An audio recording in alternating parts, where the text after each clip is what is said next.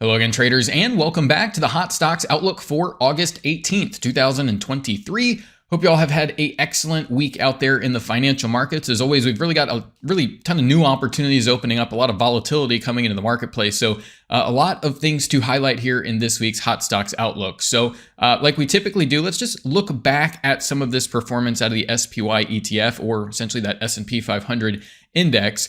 And we can see going back 12 months, well, we're actually only up about 2% now. Still those year-to-date numbers starting in January looking pretty good.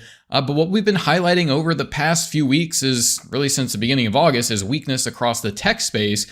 And then actually seeing more of that open up, that broad-based weakness in more sectors and areas of the marketplace. So this is what I actually want to highlight here with some of these new opportunities we'll take a look at, but then also some of those older opportunities really forewarned of some of this cracking, especially in some of the tech space here. So what we can do is start out with the SPY ETF itself. And this is a really good example as we go ahead and look at these daily bars, right? So each one of these candles on your screen represents a full and complete trading day. And it's right up against all that price data that what you're going to notice there is that there is a black line and blue line value right up against the price data.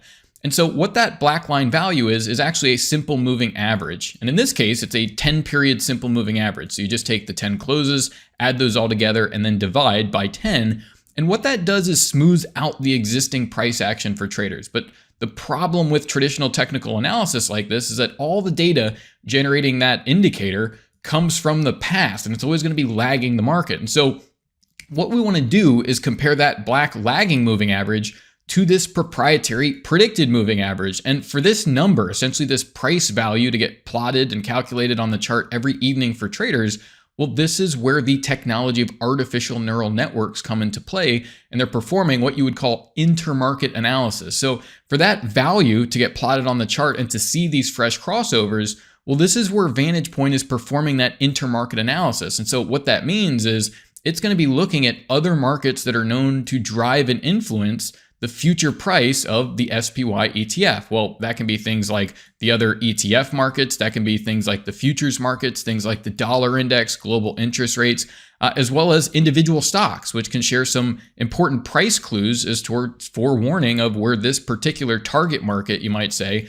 needs to move next. And so whenever we see that blue line, in this case, cross below the black line, well, you'd expect those average prices to start slipping or moving lower over time. And therefore, the trader can come in and bring in their overall strategy. Now, when you have an index like this, it's going to move a little bit more slowly than individual stocks. But you see here over the past 12 days, we're down about 3, almost 4% out of the SPY ETF.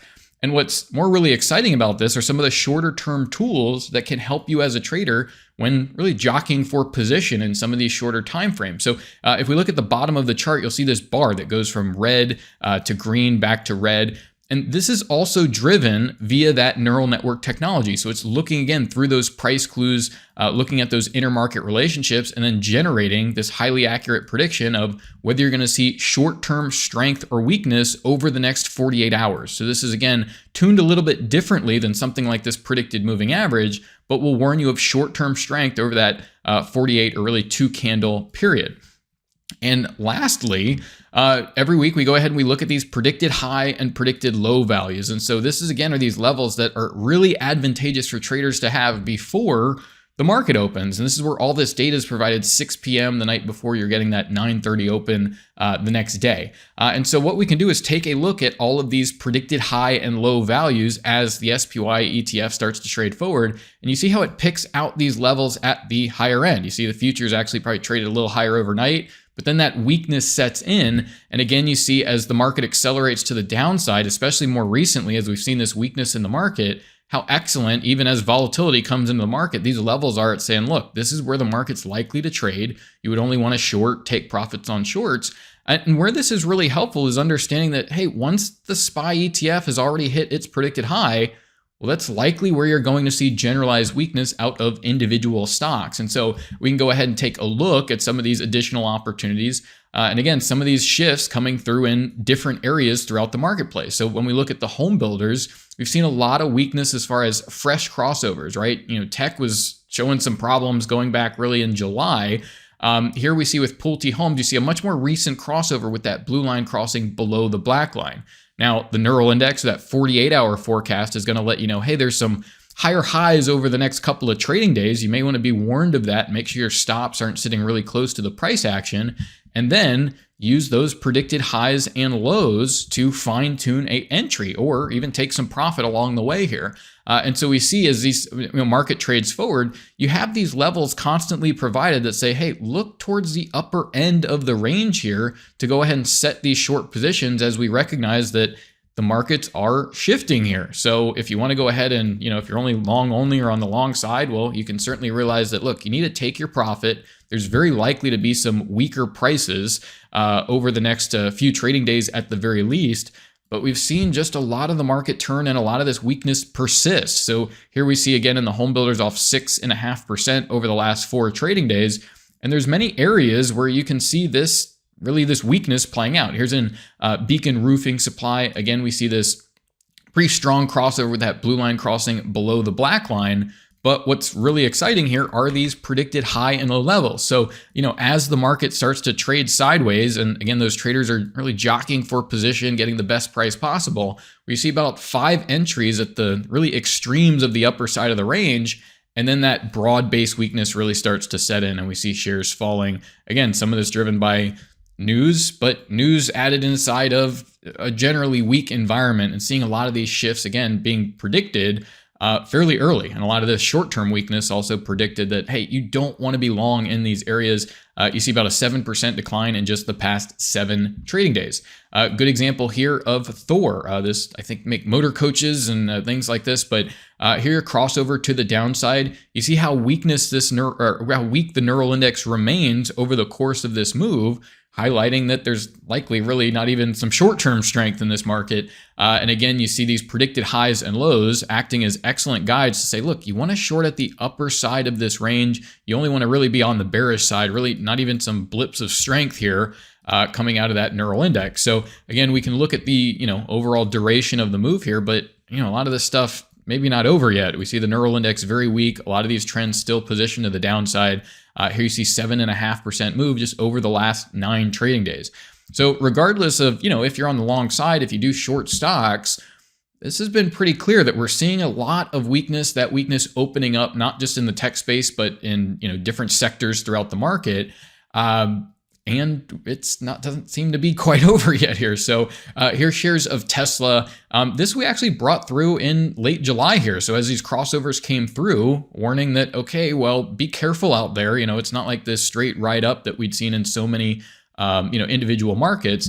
And so you see, as you get that sideways price action, that neural index will pop to that bullish side and things run fairly sideways. But as the weakness sets in, you get that very clear forecast that expect those prices to be lower over the next 48 hours.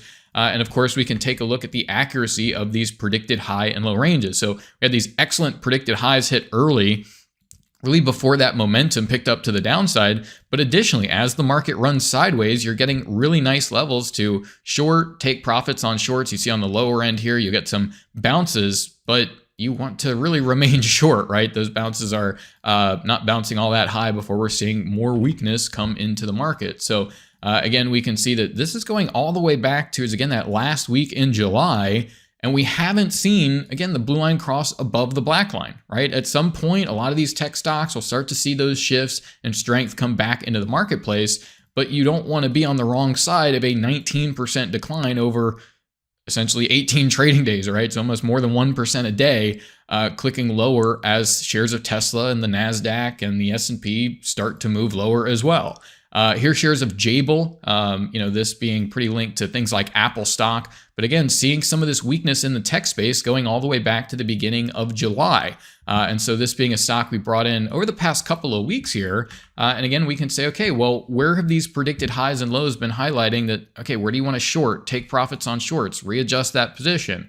Here you see, again, just in the past few weeks, about 4 entries as the market, precipitously really starts to move lower here. And all of these predictive indicators, again, being very weak when you need that information, right? When you need to understand that there's a lot more weakness in the market. You don't want to get on the wrong side of these things and really be caught offside of a lot of these really aggressive declines. So here you see shares off about 8, almost 9% in the past 18 trading days in shares of Jabil. And lastly here, shares of Amdocs. This was another one of these opportunities early on, seeing a lot of this weakness come in, and definitely highlighting some of the warning areas to stay short, maybe take profits on some of those shorts, or balance out the portfolio if you still have things on the bullish side. But even more recently, you see that we got this bounce at the beginning of the week, but still very much seeing that blue line below the black line. And so on these moves up towards these predicted highs, still wanting to be a short, take profits on shorts. You see as the SPY and the NASDAQ starts to move up towards those predicted highs, well, these individual stocks have very similar price action, and that's where you can expect in the very short term that weakness to kick into the marketplace. So shares of Amdocs now off quite a bit, and again, not an area where you want to have position in the portfolio. As you see, again, shares off about 11, almost 12% in just 27 trading days here. So we'll go ahead and leave it there. Really nice opportunities on the bearish side, and kind of talked about this a lot over the past few weeks that, there's been great opportunities in oil and energies, but when the broader market starts to turn, even those areas will start to run sideways or even move lower. And a lot of that has to do with the value of the dollar index. The dollar starts moving higher, it drags risk assets lower. And that's where these neural network indicators are doing their work behind the scenes, measuring those things. So all of that really factors into your daily trading and daily analysis. So once again, this has been our Hot Stocks Outlook for August 18th, 2023. Thank you all for watching. Best of luck out there, and bye for now.